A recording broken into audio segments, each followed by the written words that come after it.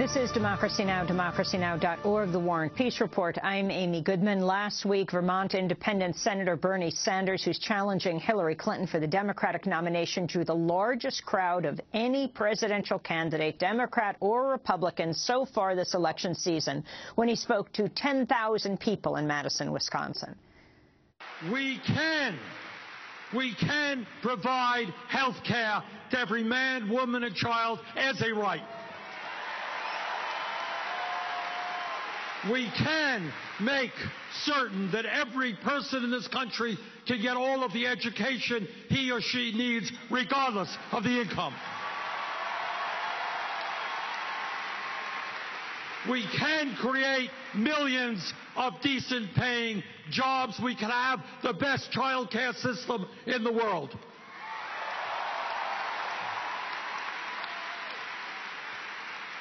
In the last 30 years, there has been a huge redistribution of wealth from the middle class and working families to the top 0.1%. Our job is to reverse that, redistribute wealth back into the hands of working families.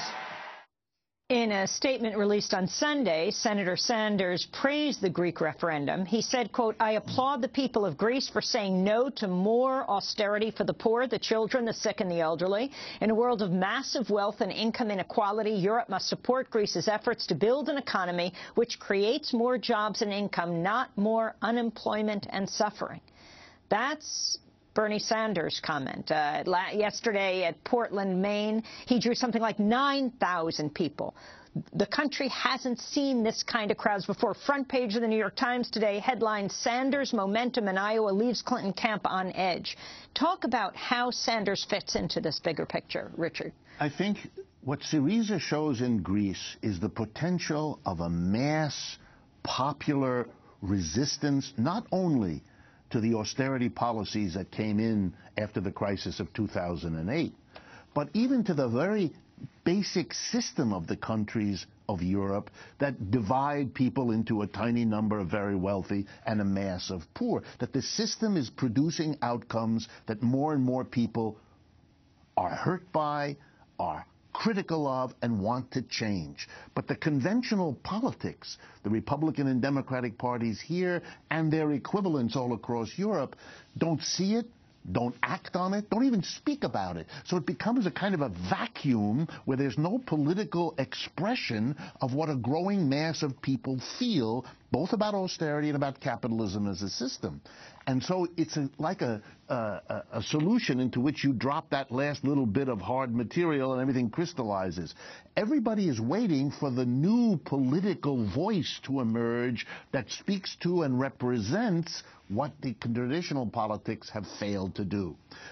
Bernie Sanders is doing that in this country, and he's doing it very well, exactly like Syriza surprised everybody. Indeed, in England, there's a struggle going on right now inside the Labour Party where a candidate like Bernie Sanders, named Corbyn, is surprising everybody by the support he's getting inside the struggle for who will be the new leader of the Labour Party. So you see everywhere the signs of an emerging left wing, not because of some political maneuver, but because of the enormous vacuum that a left leadership can take advantage of, given what has happened in the last 8 years of this capitalist global system. How does Bernie Sanders compare to Hillary Clinton?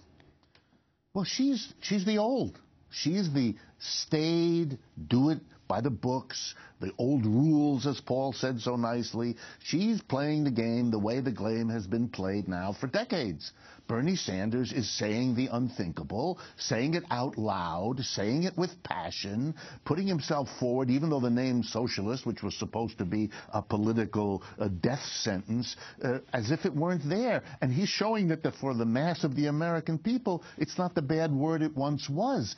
It's sort of a kind of position in which the conventional parties are so out of touch with how things have changed that they make it easy for Mr. Sanders to have the kind of response he's getting, and my hat's off to him for doing it. Explain what socialism means. Well, that's a big one.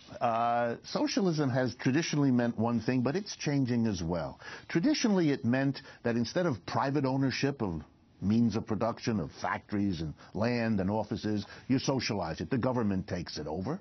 And instead of having bargaining in the market, buying and selling goods to one another, we work from a governmental plan. So it gives the government an enormous power, but the idea was if the government owns and operates the businesses, and if the government plans how we distribute goods and services, it'll all be done more democratically, more egalitarian, et cetera, than capitalism. That was always the idea. The problem was, socialists have to admit that giving the government that much power raises a whole new set of problems, which the Soviet Union and China and so on illustrate. So the question is, are there other ways of understanding socialism that gets us the benefits without the negatives? And I think the new direction is the whole focus at the enterprise level of changing the way we organize enterprises so they stop being top-down, hierarchical, board of directors makes all the decisions, and we move to this idea which is now catching on, cooperation, workers owning and operating collectively and democratically their economy and their enterprise. When Senator Sanders talks about it, he talks about the example of Scandinavia. Scandinavia is one example. He also sometimes talks about co-ops, and I think there's the hint of what he is hopefully going to say more about. That if we believe in democracy, as we claim to do, then we should have instituted democracy from the beginning in the workplace. It's where, after all, most adults spend most of their lives, at work, 5 out of 7 days, 9 to 5. If you believe in democracy, then why haven't we made our workplaces democratic or cooperative, just another way of saying it? I think the new direction that socialism is taking, and that will make it extremely powerful, both in the United States and in Europe, is a system in which, yes, the government is given a whole set of roles, but the base that will control the government are workers who now own and operate enterprises and therefore will have the power to constrain that government. That's a way of fixing and learning from socialism's history. Bernie Sanders is also talking about taxing the rich. Yes. Now, taxes in the U.S., the standard wisdom is you can't talk about it, but we're seeing a level of wealth going from the bottom to the top like we've never seen in history. Can you talk about what that would look like? Yes, in one way, it's easy to talk about it because it's going back to something we in America once had. I often have to explain to people, because of our strange way of, amnesia about our economic history, what we once had. I'll give you an example. At the end of World War II, for every dollar paid into the federal government by individuals in personal income tax, corporations paid $1.50. In other words, corporations as a whole paid 50% more than individuals as a whole. Today, the relationship is, for every dollar that we as individuals pay, corporations pay 25 cents. In other words, there's been a change in the taxes. I'll give you another example. In the 50s and 60s, the richest people paid an income tax rate of 90% or above. Today they pay 39% is the maximum. So what we've seen, and Bernie said it quite right, is a massive change in the tax structure benefiting the richest and putting the burden on the middle and the bottom. And all we are asking people like Bernie Sanders, or for that matter me, is that we go back to what we had, especially when you remember that the 50s and 60s, when we taxed the rich, we had rates of economic growth much faster than we've had now that we don't tax them anymore. We have lower kinds of economic development because we help the rich, which is bizarre because the argument for helping the rich has always been that's what you need to do to get economic growth, but the actual history of the United States is the reverse. We want to thank you for being with us, Richard Wolff, Professor Emeritus of Economics at University of Massachusetts Amherst, visiting professor at New School University, has written a number